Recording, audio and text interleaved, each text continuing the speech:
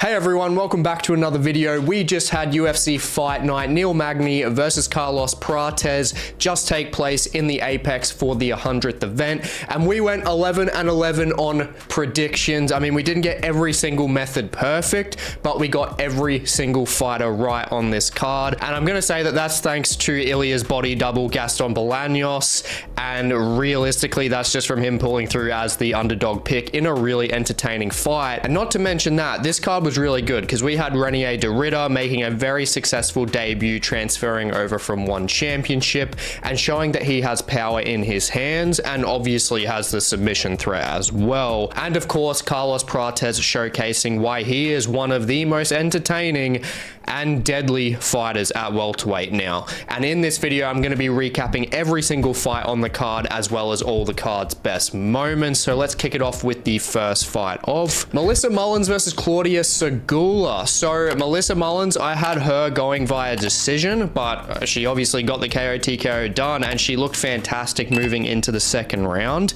The first round, she was a little bit slow and had some jitters there, probably from her last fight against Nora Cornell after getting KO'd. But in this fight, from the predictions, which I said her ground game is actually fairly underrated. She has decent transitions and she actually has decent takedowns as well.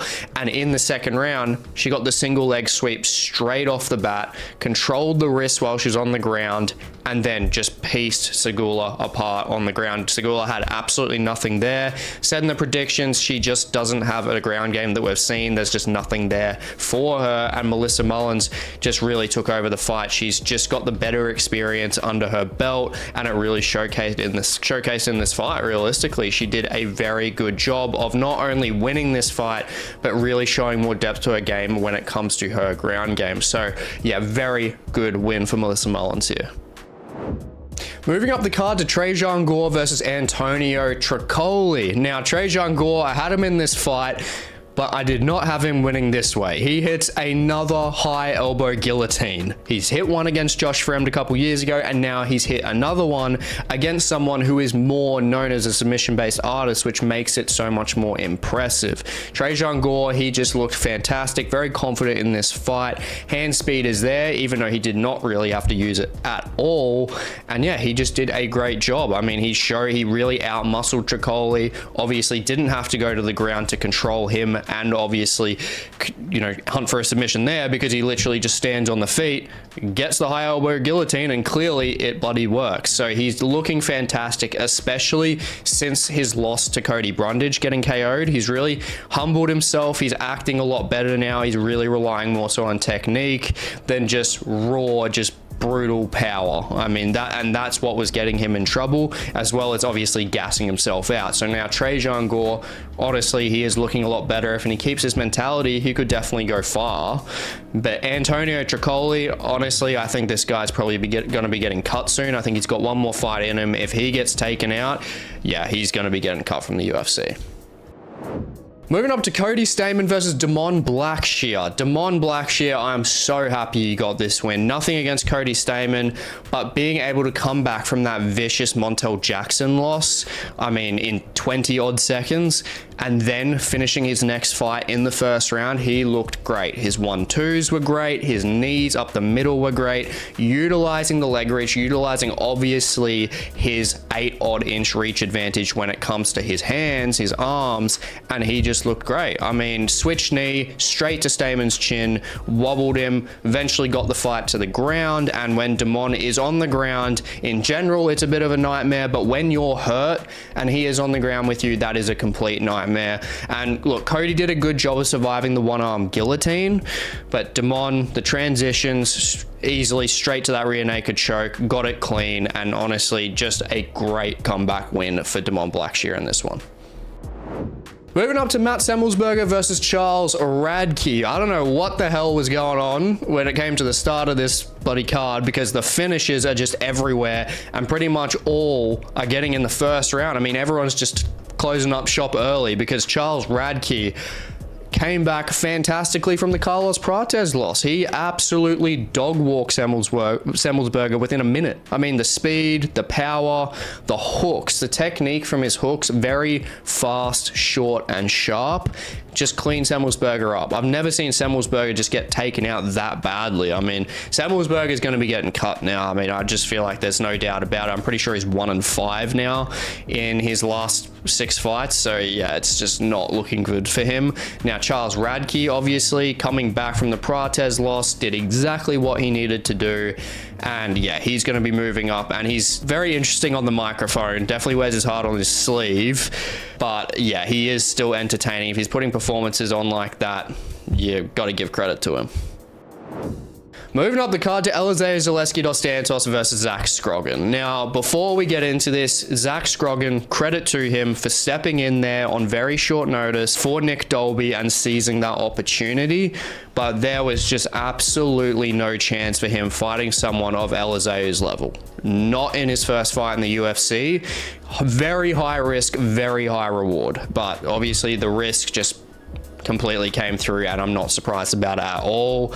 Dos Santos is just way better than him absolutely everywhere. Even though he's older, it does not matter at all. Elizeu Zaleski dos Santos is a top 15 worthy opponent, and that is exactly what he needs next. In this fight, I mean, from what we got, he just timed the right overhand perfectly, dropped Scroggin, and then obviously, well, he hurt him. He didn't drop him statistically, but he smothered him completely on the ground and then just kept teeing off. There was just nothing there for Zach Scroggin. But, you know, Zach Scroggin, when he gets someone that is of his level in the UFC, that's when we're going to really see it, because you cannot judge him on this fight. He honestly just did a great job of actually being able to fill in. So credit to him, and obviously Elizeu Zaleski dos Santos, I really want to see him getting a top 15 crack again.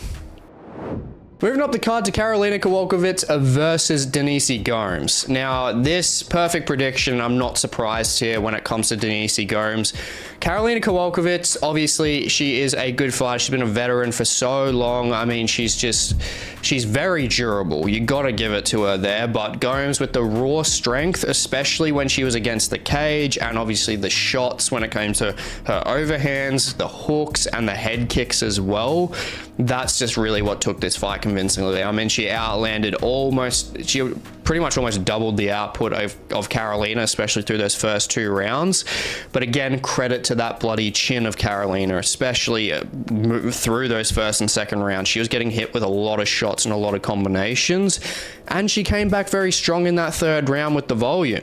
And that's exactly what I said in the predictions. I honestly thought it was a 29-28. Thought Denise Gomes would take those first 2 rounds very confidently, and then Karolina would get that 3rd round, which she arguably did, because she ended up getting the back of Denise Gomes as well towards the end of the fight. So great heart from Karolina, but Denise Gomes, being the younger, being the faster, being the more hungry fighter, not surprised she got this one done. Moving up the card to Mansour Abdul-Malik versus Dusko Todorovic. Just way too much consistent pressure from Abdul. I mean, the power just mixed in from him. The power mixed in with the absolute non-existent strike defense from Dusko Todorovic was a complete recipe for a 1st round finish here. Dusko isn't usually that bad at keeping his hands down, but the whole entire time, his head was inches away from just getting absolutely cleaned up. Very surprised that he didn't go unconscious, to be honest. But yeah, Mansour Abdul-Malik is the one we're focusing on here. Coming out of Extreme Couture, I mean, getting those training partners like Sean Strickland, Chris Curtis, getting trained by Eric Nixick, just especially being in middleweight. I mean, this guy is going to go far, especially with the power and the strength that he brings. Honestly, he's going to be a problem moving forward. Moving up the card to Luana Pinheiro versus Jillian Robertson. Now, another perfect prediction, because I will say Luana Pinheiro, she did a very good job of keeping herself safe defensively on the ground. Jillian Robertson, I did say she would get this one done by a decision. Now, Jillian in the 1st round, straight on that body lock, maintained that control. She definitely took the 1st round there, because Luana couldn't really do anything to actually get away from her, and she was fence grabbing as well. And obviously the fence grabbing is really actually what got her away towards the end. And when she was on the feet, she was timing her straight right pretty well, right when Jillian was leg kicking. And good thing is when it came to the second and third round, Jillian stopped doing it, so she noticed it. But Luana was landing better shots on the feet overall, I will say, which was a bit more of a surprise to me. But overall, Jillian, she just has more to her game, especially on the ground. She is, with Verna Jandiroba, easily the best on the ground when it comes to that division, and probably Mackenzie Dern as well. Now, Pinheiro in the second round, this is where the 29-28 comes in, which I completely understand. She was circling along the outside very well, using her straight shots very well as well, and Jillian was struggling a little bit with the pacing, but third round, Jillian showed that urgency. She shows that she's hungry now. She got it to the ground in that third round, switching between the mount position and crucifix. I mean, she just had such dominant positions in that round. It was easily going to be hers on control. Moving on to a fun one, Gaston Bolanos versus Cortavious Romious. This was just a great fight, to be honest. Very entertaining from the start to the finish. We got Bolanos, who used his Muay Thai base extremely well. Very good at keeping Romious at the end of his punches, especially the end of his straight right. He did have a slight reach advantage, but when it came to the legs, utilizing the body kicks, utilizing the leg kicks to the left side, he was keeping Romious out of striking range where he could hit him and Romious couldn't. And that's where he was finding success throughout pretty much the first half of the first round. Now, Romious did a good job on his takedown entry in the fight, but Bolanos did a great job defensively, just improving overall. I mean, he did a very good job of making sure that he was safe, didn't get into any submission-based situations in that first round. But when it got back to the feet, he did get hurt pretty badly, so it was very, very tight who you give this round to, depending on, obviously, Romious when it comes to that damage at the end of that round. I could argue that Romious actually could have taken that one. Now, the second round was pretty insane. I mean, there was a rear naked choke attempt from Romious pretty much straight off the bat. And then Bolanos manages to scoot his back over Romious's head, which I have not seen before. But the thing that definitely had not seen before is he landed a brutal 12-6 elbow, which obviously we haven't seen because it's been illegal, but I haven't seen it in any other regional promotion either from any of the fights I've seen there. But landed a brutal 12-6 elbow straight down Romious's head, and his head had nowhere to go because his head was back on the canvas, so his skull took all that impact, and that definitely hurt Romious in that round. He slowed down a lot once it got back up to the feet, and you could easily tell. And also Romious was cut open in that round too, so Bolanos definitely won that one on damage. Now the third round had some really weird grappling exchanges because Romious borderline almost had Bolanos in like a calf slicer situation, but Bolanos, again, it's just the defense. He just showed such great improvement when it came to not only his takedown defense, but his ability to stay active on his back, land elbows, push off with his feet against the hips, and then managed to get back up. And when he got back up, he was landing the better shots and also actually outworked Romious on the ground anyway. So Ilia Toporia's body double 100% did enough to get this one done, and I'm very happy because that was a 3-1 underdog win that secured the multi. Now moving on to our co-main event, we had GM3 versus Reinier de Ridder, the new signing, and this, happy to say, perfect prediction, got the round 3 sub for de Ridder by the arm triangle. In the predictions, I did say most likely round 2 or 3 by like an arm bar or an arm triangle, and that was down to Gerald Meerschaert tiring out, and which he did so. And de Ridder, he did look good. He's one of the more fascinating fighters I've definitely seen in the UFC because of that stature at middleweight with grappling that good. It's going to be fascinating to see how he matches up against a lot of fighters in that division, but his striking ultimately, even though he's got power to crack, it definitely needs work, especially on the back foot. Now, in the fight itself, when it comes to striking on the back foot and when the opposition is just coming forward, he exits from the pocket very badly. He just flails his arms everywhere, and anyone fighting him like an Israel Adesanya or anyone that's just got good kickboxing is going to be able to catch him when he's doing that. And even GM3 caught him with a very nice 2 down the pipe, which did hurt him for sure, but Reinier coming back with the jab was very nice, very clean fundamentals, very nice. But the end of the round is what we need to talk about here in the terms of that first round. I mean, de Ridder being so awkward with his timing and just being awkward in terms of his movement on the front foot. I mean, if he lands, he clearly cracks, because he clipped Gerald Meerschaert's chin with a left hook, and he was out while he was dropping down to the ground. And de Ridder just looked great. I mean, de Ridder just looked great in terms of that, just leading through that first round. He was just really getting more and more confident leading into the second and the third. And Gerald Meerschaert, honestly, credit to him for, you know, making it to the third round, because that first round, he was in a lot of danger. And if it was any longer, he would have been unconscious. Now, the second round, very, very technical, especially when it came to the ground game, because de Ridder tried to trip Meerschaert, but then he stuffed it, and then he actually fell over himself. Now, Meerschaert going on top, he obviously was aggressive, but de Ridder with his legs just constantly moving from guard, trying to switch between triangles and arm bars. He was doing a very good job of defending himself and also switching the position, because they got back up, got an outside trip against GM3 and maintained top control in that round. So I'd probably edge him that round anyway as well.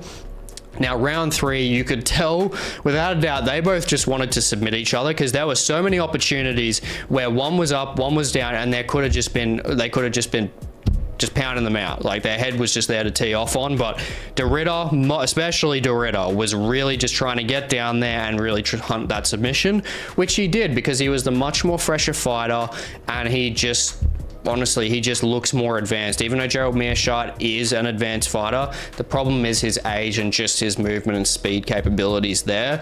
Whereas de Ridder is that younger fighter, and he ultimately has trained with Meerschaert before and has submitted him, and it's clear to say that we know how and why now. I mean, de Ridder looked great, just his transitional capabilities, very, very good. Now, he'll be a great addition to the middleweight division, especially with that grappling depth and adding it to it. Now, I don't know how well he's going to do in the division, especially when it comes to that exposure on the feet. That's a big issue, especially with that strike defense. If he can tidy that up, then there might be a good possibility for him, but at the moment, I'm not too sure. But at least he's got a knockdown and he got a submission in this fight, so I think a very successful debut for him.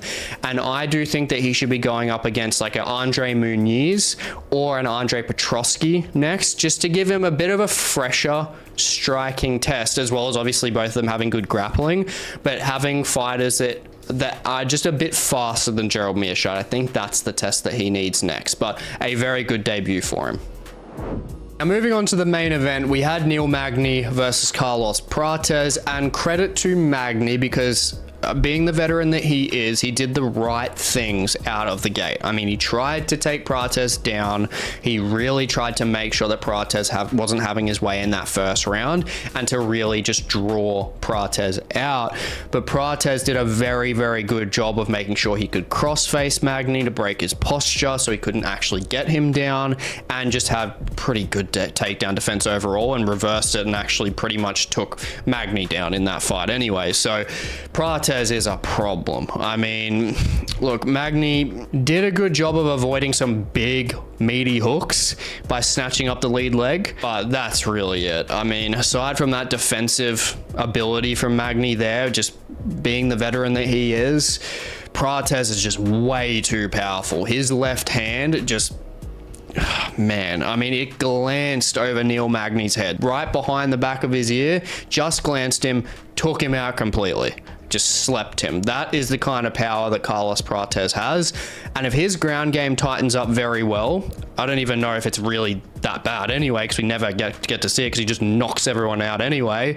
But if his counter wrestling especially is going to be good, and it's just tight knit and cleaned up, this guy could be a champion without a doubt. I mean, 4 finishes in 2024, an absolute freak of nature. The fighting nerds are without a doubt emerging as one of the best gyms in the world, without question. Moving on to the fight card awards and kicking it off with the fighter to watch. Got to give it to Mansour Abdul-Malik. This guy has looked very good so far through Dana White's Contender Series and now in this fight, taking out Dusko. He's just got so much power. I mean, he's just got a wrestling threat as well. He's a very just heavy, durable, strong middleweight. And fighting at a gym like Extreme Couture, being undefeated, I mean, this guy is going to be a problem at middleweight moving forward. Now, moving on to finish of the night, Carlos Prates. I mean, there's not really much we need to say about this guy. He just has ridiculous power in his hands, and if we get him versus Michael Morales next, which I don't think we will, I don't think the UFC will want to do that, that will be an insane fight because they both have long reaches, they both do have power, but Carlos Prates, looking at the rest of that division, this guy is arguably the most powerful fighter in that division when it comes to that KO power. Now, moving on to the top 3 most notable moments of the card. In third place, I've got to give it to Reinier de Ridder and just the success of his debut. I mean, Reinier de Ridder showed that he has a KO power threat, almost taking out GM3 in the first round, and obviously the submission threat there as well. The only con I'm really taking away from him here is possibly the gas tank. He was lying on the floor for a bit after the fight and he was breathing pretty hard, but also the strike defense and the way he exits from the pocket. That's a little bit of a concern there for him, but otherwise I think he's great for the division, even if he doesn't do the best, because he's just a breath of fresh air stylistically. It's very different, very awkward kind of style, and I'm definitely here for it. Now, as well as him, it's just given me a very good video idea that is going to be coming out soon about fighters that are in different promotions that would be great to sign to the UFC, so keep your eye out for that one. Now, onto the second most notable moment, I've got to give it to Carlos Prates. Just the whole entire fight card revolving around him, basically. Being that heavy of a favorite, I mean, he just took what was his, didn't he? I mean, cemented himself as one of the most powerful welterweights, comes out of the fastest rising gym in MMA at the moment, and honestly, he is just such an entertaining fighter and obviously a deadly one. So you gotta be crazy if you do not want to see more of him moving forward. Now, moving on to number 1, I'm gonna give it to the whole entire card. I've just got to give it to how action-packed this entire card was. We had 8 out of 11 of these fights be finishes, with the first 5 all in a row being finishes. And even the Bolanos versus Romious fight, which went to a decision, was a very fun fight. So I think this is a very underrated card, especially considering how many switches in opponents there were, how many fights got cancelled, like Cody Garbrandt's fight and Ricky Turcios' fight as well. So all considered, it was a fantastic fight night. Now, I hope you enjoyed today's recap video, and if you want to see more MMA-based content, definitely check out the video that I have here on the screen. And please like, comment, subscribe. It really goes a long way for the channel, and thank you so much to all of you for all the support. It's been really great, and I've loved doing these videos, and I will hopefully catch you in the next one.